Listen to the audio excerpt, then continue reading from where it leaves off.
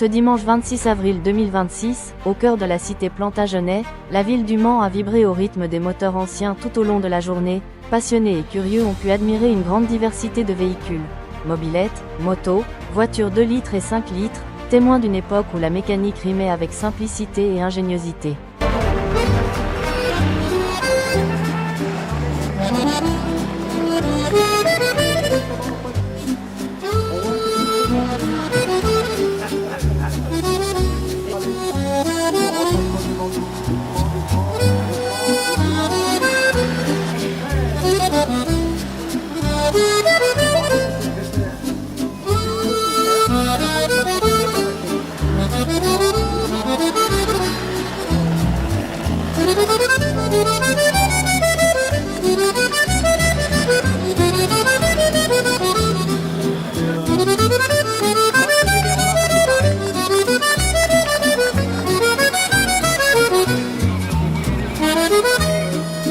Heureux au nom de la Fédération française des clubs de vous mettre une partie de solo. Moi j'ai juste mis 2 bricoles, mais tout le restant c'est pas moi.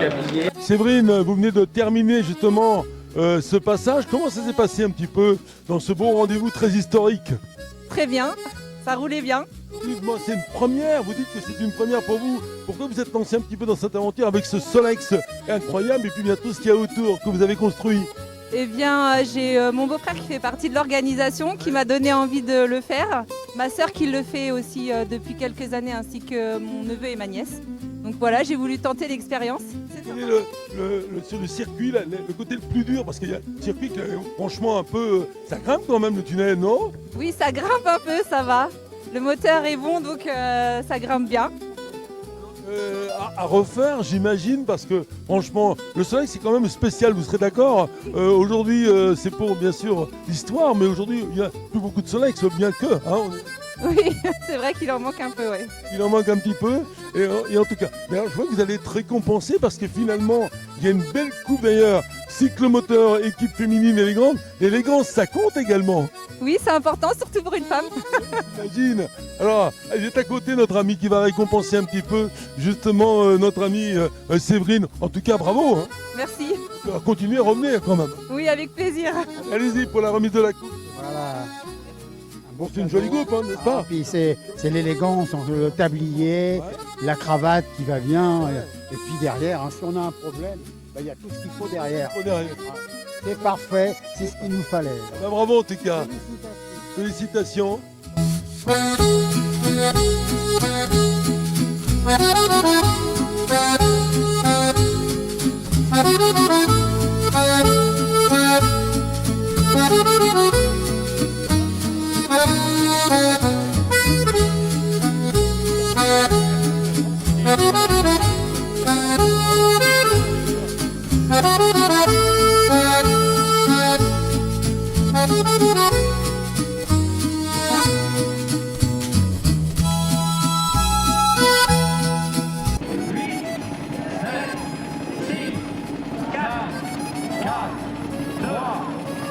L'un des moments les plus attendus de la journée reste sans aucun doute le départ des 2 litres.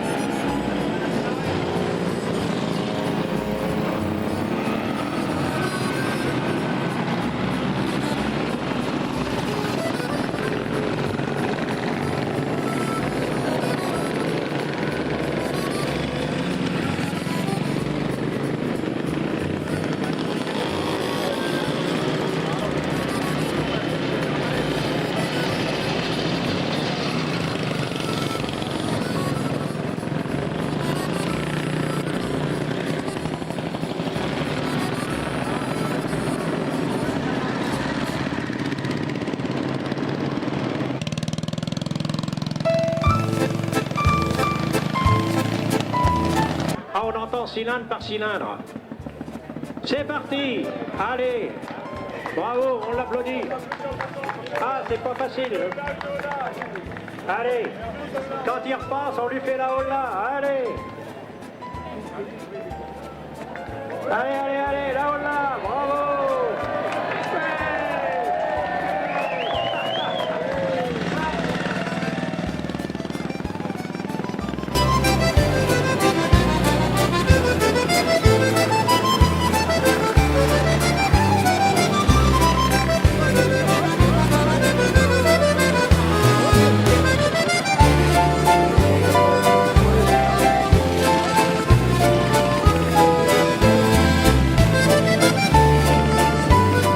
Dominique Mélian, voilà, c'est une journée un petit peu festive, mais dans le rétro, si je puis dire.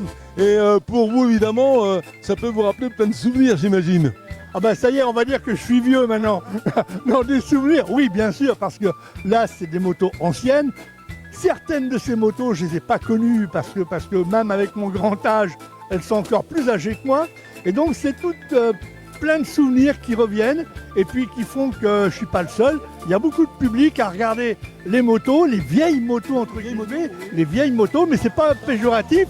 Ça fait partie des motos anciennes et qui ont eu, j'allais dire, un rayonnement à une certaine époque. Donc oui, un très très beau souvenir. Ça donne un peu de garder cette histoire parce que finalement, et c'est bien de revoir un petit peu ce qui s'est passé dans l'historique de la moto. On verra plus tard autre chose, les moteurs, mais là c'est les motos et tout. Et vous qui avez un grand maître en la spécialité de la moto, qui avez tout connu dans la modernité, dans la compétition, vous dites c'est bien un petit peu de se replonger dans l'histoire. Là c'est plus de la compétition, c'est surtout de revivre un peu ce passé.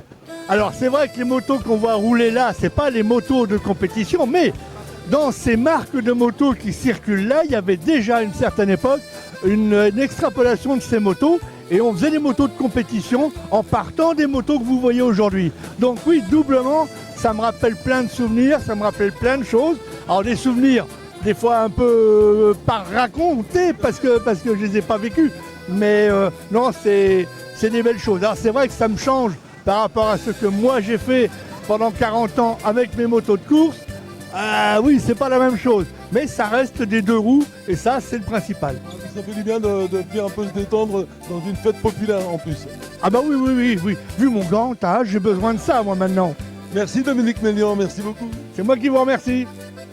Joël Métainier, bonjour. Alors, grande journée aujourd'hui de ce rendez-vous, j'allais dire rétro un petit peu. Le département est là parce que vous soutenez un petit peu cette belle histoire. C'est important aussi pour un département comme la Sarthe, dirais-je. Bah, tout à fait, absolument. D'abord, j'ai le plaisir et l'honneur de représenter aujourd'hui le président Dominique Leménaire qui m'a confié cette belle après-midi là de rétromobile, je dirais, et c'est vraiment super agréable d'avoir pu donner ce départ tout à l'heure là. Oui, tout à fait. Et puis le département de la Sarthe est quand même un département de l'automobile, hein, les 24 heures du Mans. On peut pas, voilà. Alors c'est toute une histoire dans ce rendez-vous chaque année où on retrouve bien sûr les motos, les soleils, les voitures, et en fait ça évolue, mais l'histoire parle parce qu'il faut garder un petit peu ce trésor. C'est un trésor pour nous ça. Tout à fait. Et tout à l'heure on a pu le voir. D'ailleurs, il y a de très jeunes motocyclistes là, qui avaient quelquefois des Solex, d'autres motos des 103 là. Et c'est vrai que c'est bien que les jeunesses s'approprient aussi ce genre d'événements. Est-ce qu'on vous verra sur une moto, un vélo, on ne sait jamais, Joël Métainier, pourquoi pas? Par le passé, j'ai eu mon Solex 103 comme tout le monde, hein. Tout à fait. Bon, en tout cas, merci beaucoup Joël Métainier, et puis alors, on te donne une belle journée. Hein. Oui, merci beaucoup à vous. Jérôme Guicher et Sylvain Guillon, vous êtes les deux coprésidents, c'est bien ça, de cette organisation? Alors on est coprésident du club des amateurs d'anciennes Renault et on est co-responsable de l'organisation des 5 litres et 2 litres du Mans. Alors, racontez-moi un petit peu cette organisation 2026, c'est toujours un gros travail parce qu'il y a d'abord beaucoup de monde, bravo en tout cas, et c'est surtout une organisation qui commence de bonne heure. Alors c'est une organisation, c'est plus d'1 an de préparation, c'est 80 bénévoles. C'est bien sûr une petite dizaine de sponsors qui nous suivent, dont la ville du Mans et le département de la Sarthe. Et c'est à peu près 200 participants en moto, auto, vélo ou cyclo. Comment vous faites pour rassembler tous ces groupes? Parce que moi je suis étonné, sincèrement, dans tous les domaines, il faut trouver les clubs, les organisations, les convoquer, et puis il y a une réglementation, j'imagine. Alors c'est une habitude, les gens veulent participer aux 5 litres et 2 litres du Mans, ils sont habitués, ils savent que toute la période, tous les ans au mois d'avril, ça a lieu, et d'année en année, soit ils se réinscrivent, et puis il y en a plein qui viennent, ils disent « Ah, comment on fait pour s'inscrire ?» Et en fait, c'est comme ça que c'est de fil en aiguille, on a de plus en plus de participants. Ouais. Alors le parcours, chaque année, vous changez le parcours ou ça reste le même? Alors ça reste le même, on l'a changé l'année dernière pour des raisons de travaux. C'était juste exceptionnel, mais c'est toujours le même parcours. Et du coup, ça permet aux gens aussi de suivre d'année en année leur consommation et de se préparer pour l'année suivante et essayer d'améliorer leur score. Bien fait le parcours, parce qu'on s'est dit on arrive, il est très long ce parcours malgré tout. Non, il fait 1,7 km en fait. Et c'est bien parce que le public comme ça, il y a toujours des véhicules qui passent et sur tout le parcours, c'est pratique pour ça. Dans le planning évidemment, on démarre par les Solex, les vélos, les motos, il y aura après les 2 litres, il y aura les 5 litres, les voitures. Alors évidemment, c'est ce qui passionne aussi le public, très nombreux. Et on se dit que là, il faut vraiment que tout tienne, assurer en même temps la sécurité, parce que ça peut tomber en panne, évidemment. Alors en effet, on a beaucoup de sécurité. On a des plots anti-attentats, on a tous les virages sont sécurisés, on a du barriérage pour sécuriser le public. Vous voyez qu'on est tous aujourd'hui avec des gilets haute visibilité aussi. Et on a 4 véhicules de sécurité qui sont équipés de gyrophares qui servent à sécuriser. Là, je reviens juste d'une panne dans le tunnel. Et donc on a poussé un triporteur dans le tunnel jusqu'en haut. Jusqu'à ce qu'il soit mis en sécurité. C'est ça la priorité, c'est la sécurité. On est là pour s'amuser, pour se faire plaisir. Et l'idée c'est que tout le monde soit content à la fin et qu'on ne soit pas blessé. Il y a de plus en plus, j'imagine, de gens qui veulent venir dans l'organisation, puis parcourir, j'imagine. Vous refusez ou quoi? Ah non, au niveau organisation, c'est du boulot. On accepte toujours des bénévoles. Mais ouais, c'est une journée où nous, on est à 100% H24. Quoi. La journée. Ouais. Mais il y a encore des clubs qui voudraient venir parcourir. Ah bien sûr, mais après on bloque à 50 véhicules par plateau en fait. 50. En tout cas, messieurs, merci. Merci. Alors, on va dire bonne course évidemment. Hein. Merci beaucoup.